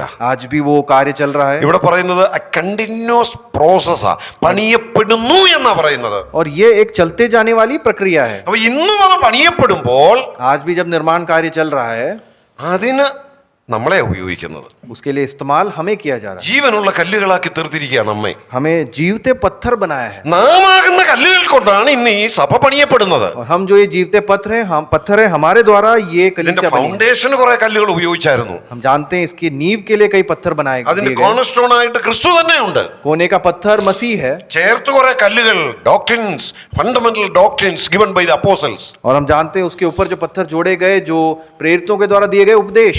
എന്നാൽ ഇന്ന് മേലോട്ടുള്ള പണി നടക്കുക. लेकिन ऊपर का कार्य अभी चल रहा है. അതിനും കല്ലുകൾ വേണം. उसके लिए भी जो है पत्थर की ആ जरूरत है. കല്ലുകൾ ഏതാ? वो पत्थर कौन से हैं? നമ്മളാ. हम हैं. നമ്മളെ എങ്ങനെ ഇവിടെ വിശേഷിപ്പിച്ചിരിക്കുന്നത്? हमें किस प्रकार यहाँ दिया ജീവനുള്ള जाता है? കല്ലുകൾ. जीवित पत्थर. ജീവനില്ലായിരുന്നു, हम में जीवन नहीं था, എന്നാൽ ജീവനുള്ള കല്ലായ അവന്റെ അടുക്കൽ വന്നതുകൊണ്ട് നമുക്കും ഇന്ന് ജീവൻ കിട്ടി. क्योंकि जीवित जो चट्टान है उसके पास हम आए, इसलिए हम जीवित पत्थर बन पाए. അതെങ്ങനെ ജീവൻ കിട്ടിയത്? किस प्रकार जीवन प्राप्त അതാണ് हुआ? മുകളിൽ പറഞ്ഞത്, ജനിച്ചതുകൊണ്ട്. कैसे वो जीवन प्राप्त हुआ? അപ്പൊ नया जन्म प्राप्त. ആത്മീയമായി ജനിച്ച് आत्मिक रूप से जन्म लिया, ആത്മീയ ജീവൻ പ്രാപിച്ച് आत्मिक जीवन में आगे बढ़ते ജീവനുള്ള हुए കല്ലുകളായി और आत्मिक पत्थर बनते हुए നമ്മെ ഉപയോഗിച്ചാണ് ഇന്ന് സഭ പണിയപ്പെടുന്നത്. हमारा इस्तेमाल करते हुए आज कलीसिया का निर्माण किया जा रहा है. അതാണ് ഇവിടെ ആത്മീയ ഗൃഹം എന്ന് പറഞ്ഞിരിക്കുന്നത്. और ये आत्मिक घर कौन है? അപ്പൊ നമ്മൾ എവിടെ കാണണമെന്ന് അവിടെ പറയുന്നതിന്റെ ആശയം, और वो क्या कह रहा है कि हमें किस जगह पर होना चाहिए? ശരിയായ ആത്മീയ വളർച്ച ലഭിക്കണമെങ്കിൽ എവിടെ വളരണം? अगर सही आत्मिक उन्नति प्राप्त करनी है तो किस जगह पर हम ഒരു जाएं? സ്ഥലം സഭയിൽ വളരണം. एक स्थानीय कलीसिया में हमें നമ്മൾ बनना है. രക്ഷിക്കപ്പെട്ടപ്പോഴേ സാർവത്രിക സഭയുടെ ഭാഗമാണ്. हम जानते हैं जब हमने उद्धार पाया तो हम सार्वलौकिक जो सब कलीसिया है उसका हिस्सा बन गए. എന്നാൽ സഭയോട് ബന്ധപ്പെട്ട് പറഞ്ഞിരിക്കുന്ന ഈ പ്രമാണങ്ങളൊക്കെ അനുസരിക്കാൻ സാർവത്രിക സഭയെ കൊണ്ട് സാധ്യമല്ല. हम जानते हैं कि जो वचन में जो हमें बताया गया है उन आज्ञाओं को मानने के लिए सार्वलौकिक कलीसिया काफी नहीं है. അത് സാധ്യമല്ലെന്ന് പറയാൻ കാരണം वो मैं इसका कारण बताता हूँ. കൂടി വരണമെന്നൊക്കെ പറയുന്നുണ്ട്. वो बोलते हैं कि आप इकट्ठा हो. കൂടി വരുമ്പോൾ ചെയ്യേണ്ട കാര്യങ്ങൾ പറയുന്നുണ്ട്. इकट्ठा होने पर कुछ बातों को करना है. ഇത് സാർവത്രിക സഭയെ കൊണ്ട് പറ്റുമോ? उस सार्वलौकिक सभा कलीसिया में नहीं हो സാർവത്രിക സഭ सकता. ഈ ഭൂമിയിൽ ഒന്നിച്ചു കൂടി വരാൻ സാധിക്കുമോ? इस भूमि पर सार्वलौकिक कलीसिया एक साथ नहीं जुड़ सकती. ഇല്ല.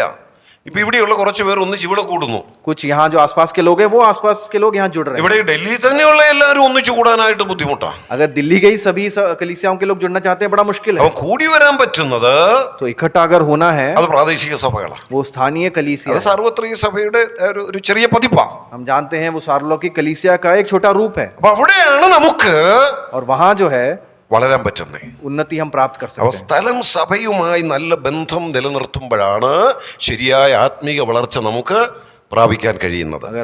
अगर स्थानीय कलीसिया के साथ एक अच्छे संबंध और रिश्ते में है तो आत्मिक रूप से उन्नति प्राप्त कर सकते हैं. അവിടെയാ സ്നേഹം കിട്ടേണ്ടത്, वहीं प्रेम मिलना चाहिए, അവിടെയാ കരുതൽ കിട്ടേണ്ടത്, वहीं ध्यान आपका അവിടെയാ रखना है, കൂട്ടായ്മ കിട്ടേണ്ടത്, वहीं संगति मिलेगा, അവിടെയാ നല്ല പാല് കിട്ടേണ്ടത്, वहीं सही दूध मिलेगा, അവിടെയാ വചനത്തിന്റെ ഉപദേശം കിട്ടേണ്ടത്. वहीं वचन के उपदेश प्राप्त होंगे. അങ്ങനെയാണ് നാം ആത്മീയമായി വളരേണ്ടത്. और इसी प्रकार आत्मिक रूप से उन्नति प्राप्त അപ്പൊ करें. ശരിയായ ആത്മീയ വളർച്ചയ്ക്ക് നമ്മൾ എവിടെയാ വളരേണ്ടത്? तो अगर सही आत्मिक उन्नति प्राप्त करनी है तो कहाँ पहुंचे? ആത്മീയ ഗൃഹത്തിലാ വളരേണ്ടത്. उस आत्मिक घर के अंदर.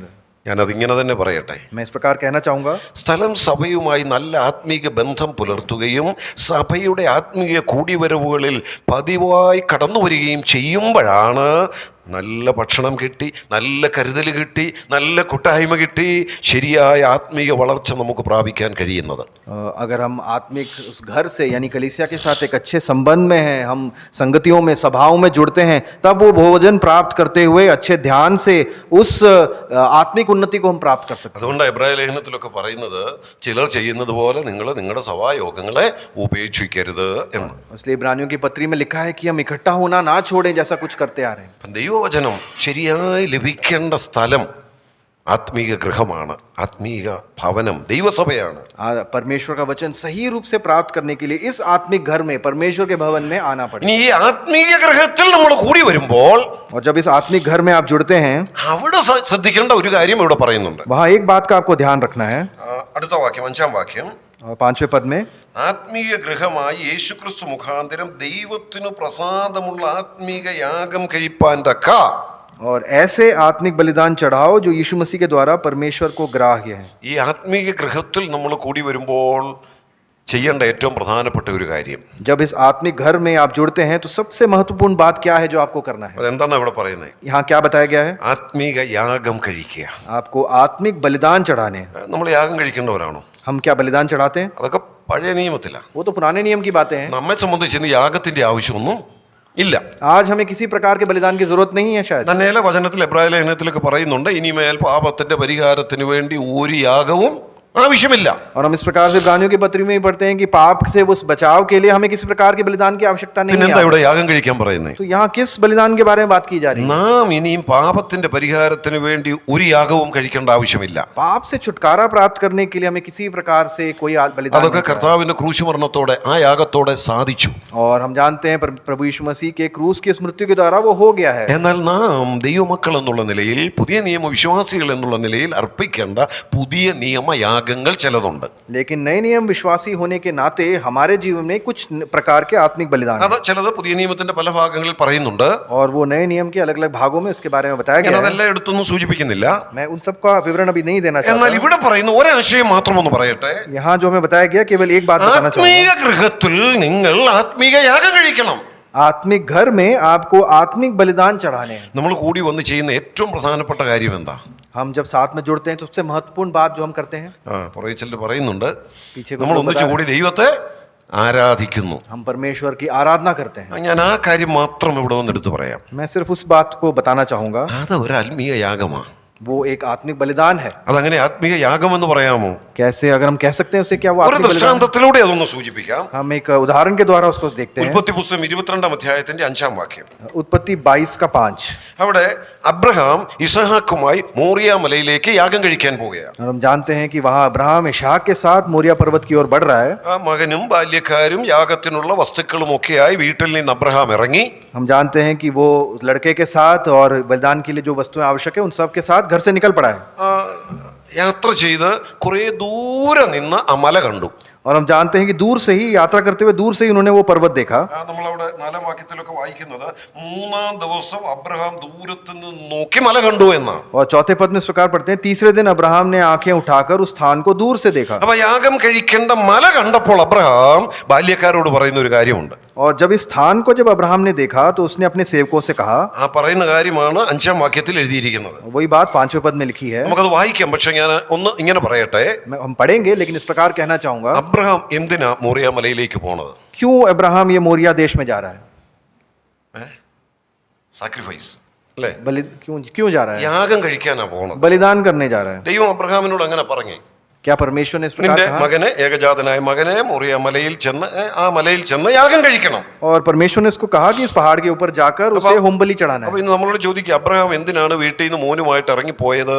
നമ്മളെല്ലാവരും പറയും യാഗം കഴിക്കാൻ പോയതാ. अगर हम में से किसी से भी पूछा जाए तो हम इस प्रकार कहेंगे कि होम बलि चढ़ाने के लिए अब्राहम निकला പക്ഷെ है. നമുക്ക് അബ്രഹാമിനോടും ചോദിക്കാം, लेकिन अगर अब्राहम से पूछे तो എന്തിനാ പോകുന്നത്? क्यों आप जा रहे हो? 5-ാം വാക്യത്തിൽ എഴുതിയിട്ടുണ്ട്, 5वें पद में लिखा है. പക്ഷെ മലയാളത്തിൽ അതൊന്ന് ശ്രദ്ധിക്കുക. നിങ്ങൾ കഴുതയുമായി ഇവിടെ ഇരിപ്പേ, ഞാനും ബാലനും അവിടുത്തോളം ചെന്ന് ആരാധന കഴിച്ചു മടങ്ങി വരാം. हम यहाँ लिखा है कि ये गधे के पास यहीं ठहरे रहो, ये लड़का और मैं वहां तक जाकर दंडवत करके फिर तुम्हारे पास लौट आएंगे.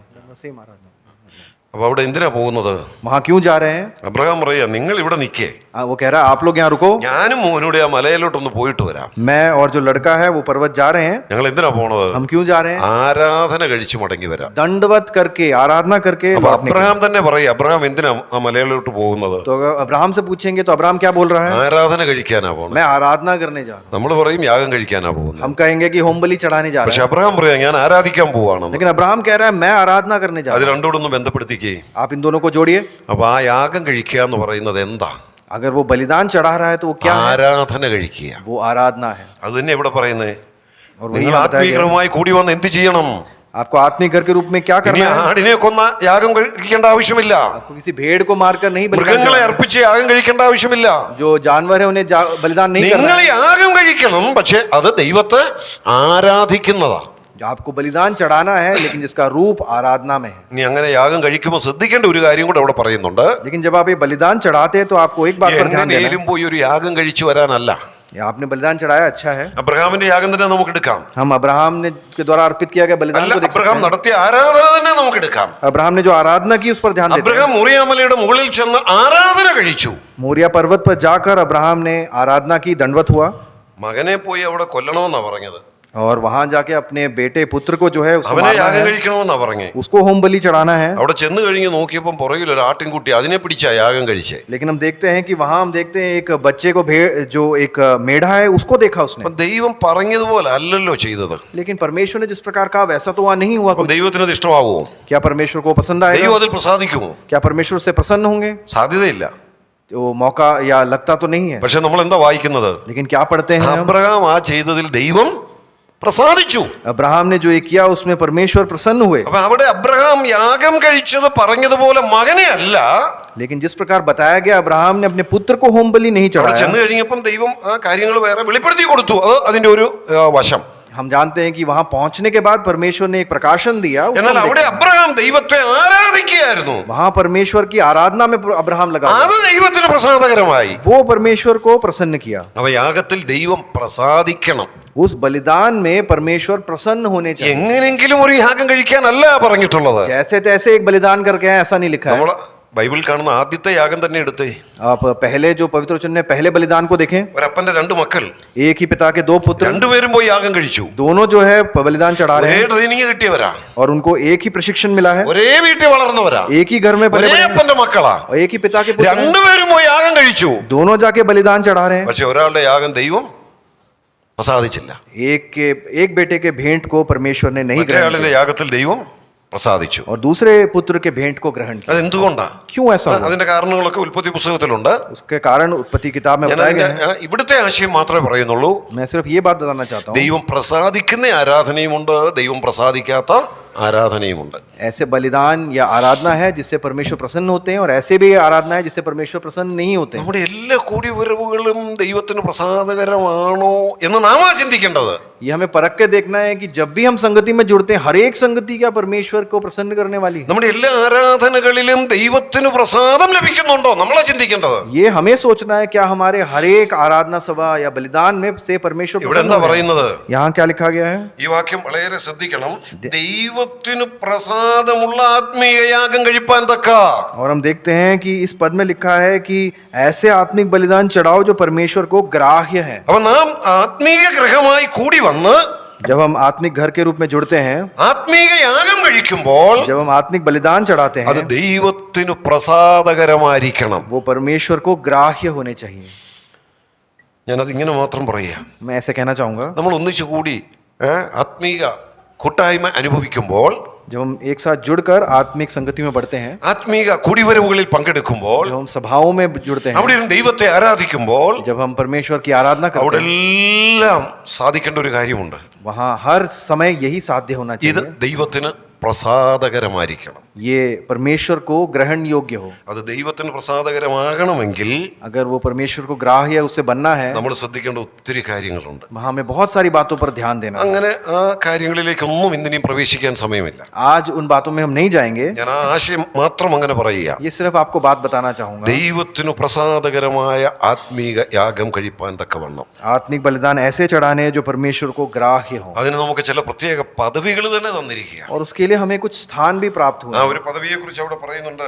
അങ്ങനെ ആത്മീക യാഗം കഴിപ്പാൻ തക്ക വിശുദ്ധ പുരോഹിത വർഗമാണ്. ऐसे एक पद के बारे में बताया, पदवी के बारे में बताया गया, याजकों का पवित्र समाज बनकर। നമ്മൾ 4 കാര്യങ്ങളാണ് അവിടെ കണ്ടത്. हमने 4 बातें यहाँ देखी। ആ 4 കാര്യങ്ങളുടെയും ആകത്തുക എന്ന് പറയുന്നത് ദൈവമക്കളായ നാം ആത്മീകമായി വളരണമെന്നുള്ളതാണ്. और इन बातों का सार इस प्रकार देख सकते हैं, परमेश्वर के संतान बनकर हम आत्मिक रूप से उन्नति प्राप्त करें। അതിൽ എന്തുകൊണ്ട് നാം ആത്മീകമായി വളരണമെന്നാണ് ഒന്നാമത് നാം ചിന്തിച്ചത്. सबसे पहले हमने सोचा क्यों हमें ये बढ़ते जाना है आत्मिक रूप നമ്മൾ से? ആത്മീകമായി ജനിച്ചവരാണ്, ദൈവമക്കളാണ്, അതുകൊണ്ട് വളരണം. क्योंकि हम आत्मिक जन्म पाए हैं, परमेश्वर के संतान हैं। വളരുവാൻ എന്താ വേണ്ടതെന്നാണ് രണ്ടാമത് നാം ചിന്തിച്ചത്. दूसरा हमने देखा बढ़ने के लिए हमें क्या चाहिए। ആത്മീയ വളർച്ചയ്ക്ക് ഈ വചനം എന്ന മായമില്ലാത്ത പാലാണ് ഒഴിച്ചുകൂടാൻ പാടില്ലാത്തത്. और आत्मिक उन्नति के लिए इस वचन जो निर्मल आत्मिक दूध है वो हमें चाहिए। ആത്മീകമായി ശരിയായി വളരണമെങ്കിൽ നമ്മൾ എവിടെ വളരേണ്ടത്, അതാണ് മൂന്നാമത് നാം ചിന്തിച്ചത്. तीसरी बात देखी, सही रूप से आत्मिक उन्नति प्राप्त करनी है तो कहाँ पहुंचे।